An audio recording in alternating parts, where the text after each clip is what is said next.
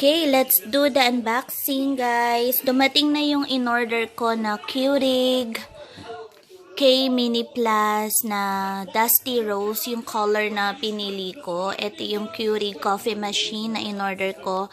Tapos, I think this one is yung K-Cups na kapartner niya. So, buksan muna natin and then, papakita ko sa inyo kung anong klase itong ating na-order. Bubuksan ko muna and then I'll show. Ayan, nabuksan ko na. So, inside, may makikita kayo na card. Let's get brewing. Ayan. So, bali ganyan yung in-order ko, pero iba yung kulay na napili ko. Tapos, ito yung thank you note nila. Ayan na. Ayan na. So, ayan, nakikita niyo na kung anong kulay yung pinili ko. Siyempre, I'm a pink lady. So, I got the pink one. So, ayan na siya. Nailabas ko na. Oh my God, it's so pretty. Can you hold it, Marvel, so I can show them? Can I just hold it? Ay! Can you be careful? Yan na. No. Yeah, like that lang. So we can show them. Oh my God. Isn't it so cute?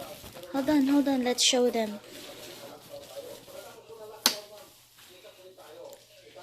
So, ito na yung Keurig Mini Plus na Dusty Rose. Check muna natin everything. Ito may tape siya dito. I think nabubuksan to. Tapos ito yung para sa tubig. Tapos ito yung lalagyan mo ng K-cup. And then yung plug niya ay nandito sa likod. So ayan ang aking mini Keurig. And then, ito yung in-order ko na Keurig K-Cups. Yung mga pads niya, iba-iba siya ng flavor. Isa-set up ko yung coffee table ko and then itutour ko din kayo pag natapos ko siya. And then, pipress lang siya dito. Ganito ba? Huh? It's working! Let's see. 2 minutes daw yan eh. Tapos kung gusto mo strong, pipindutin mo lang yan bago mo pindutin to.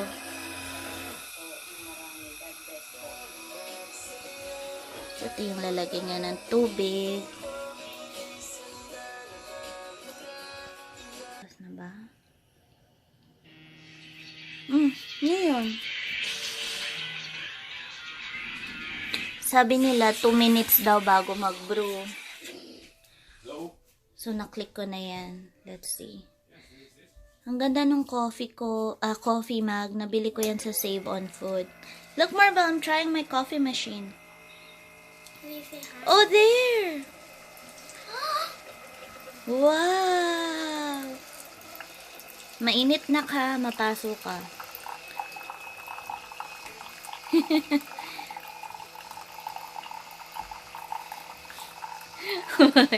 Anak, alis ka dyan, nak. Baka naman mapasok ka. So, ito na yung aking Keurig na Keurig Mini Plus. Yan. And then, yung coffee na tinry ko is, I think, ano ba yung tinry natin, nak? Basta. Ayun, yung kaluwa. Ayan. So, yan na yan. And then, pwede mo naman siyang lagyan na lang ng creamer and sugar. Tapos, isi-set up ko na yung coffee station ko and then, itutour ko kayo.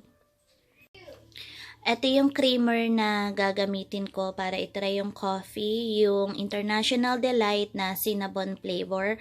So, let's see kung masarap siya. Try natin.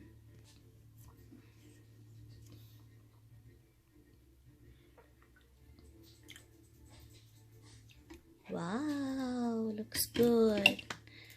Stir lang. lang natin siya. Kuha tayo ng stirrer.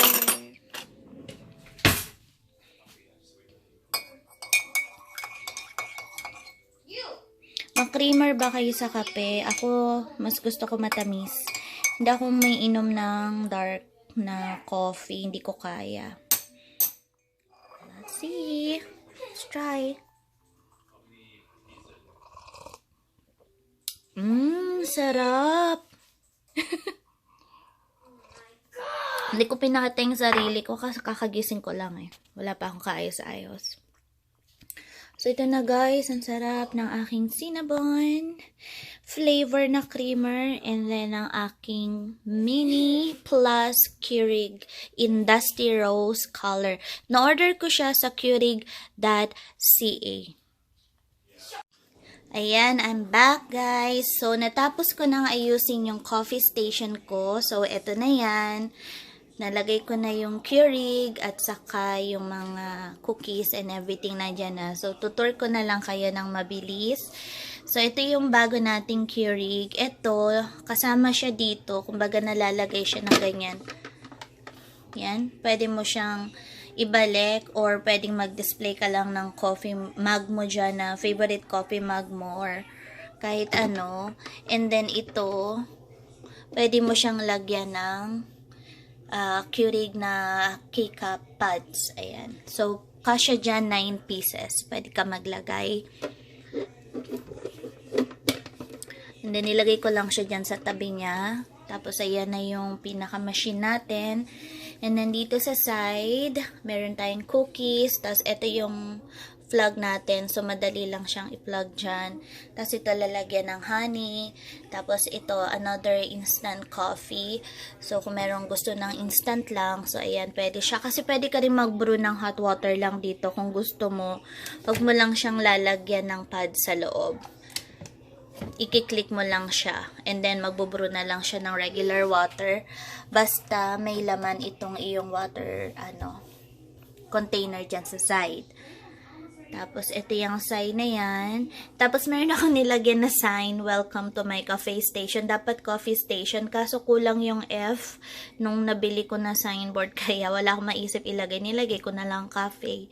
So, for the meantime, yan muna yung sign natin. So, yan yung itsura niya pag malayo dito sa kitchen. And then, ito naman, nilagay ko dito yung mga Keurig pads ko. So, meron dyang donut house. Merong kaluwa. Ito yung tinaray ko kanina. Masarap siya actually. Tapos, merong vanilla hazelnut na, hindi ko alam basahin, banhot. And then, merong Timothy's, ayan, na extra dark roast. So, kung meron tayong bisita na mahilig sa dark roast, ayan, meron siyang magagamit. And then, dito sa ibaba, kasi mahilig din kami sa tea, so, meron akong mga iba't ibang klase na tea dito. Ito yung favorite ko, yung David's tea, kasi masarap yung mga tea niya, iba-iba ng flavor yan. Kaso nabibili lang siya sa mall, sarado yung mga mall, kaya meron pa naman akong mga siguro 9 pieces. And then, merong lemon ginger, pag masama yung pakiramdam mo, yan, may chamomile, pampaantok. So, ayan yung mga tea ko, kasi tea drinker din kami. And then, sa ibabaw, meron akong cinnamon. Gusto kasing coffee ko, may konti siyang cinnamon. So, ayan yan. And then, syempre, hindi mawawala yung sugar. Kapag napapaitan ka, you can still add sugar. And then, ito naman, straws. Kasi Marvel mahilig mag-straw. So, naglagay ako dyan para naaabot niya. So, ito na ang aking coffee station. Pagpasok ng kitchen, yan agad makikita mo. So, magla-light agad yung morning mo. Parang mabuboost agad yung good mood mo kapag nakita mo na puro pink yung kitchen and then ready to drink coffee ka na. And then, papakita ko din sa inyo yung mga favorite na creamer na ginagamit ko. So, meron akong binili na French vanilla. I also got hazelnut na International Delight. And syempre, favorite ko to, cinnamon. And then, I also got na Southern Butter Pecan. Na International Delight. Mga minis lang yung binili ko. Isang dangkal mo lang siya. para maubos mo siya in time, hindi ka ma-pass expiration. And then, also I got cream para sa ibabaw ng coffee. Masarap kasi minsan may whipping cream sa ibabaw. And then, you can add the cinnamon on top kung gusto mong medyo maarte-arte yung coffee mo. Pag na-miss mo yung Starbucks, ganon. So, balik ko lang siya sa fridge. Yung mga creamer ko.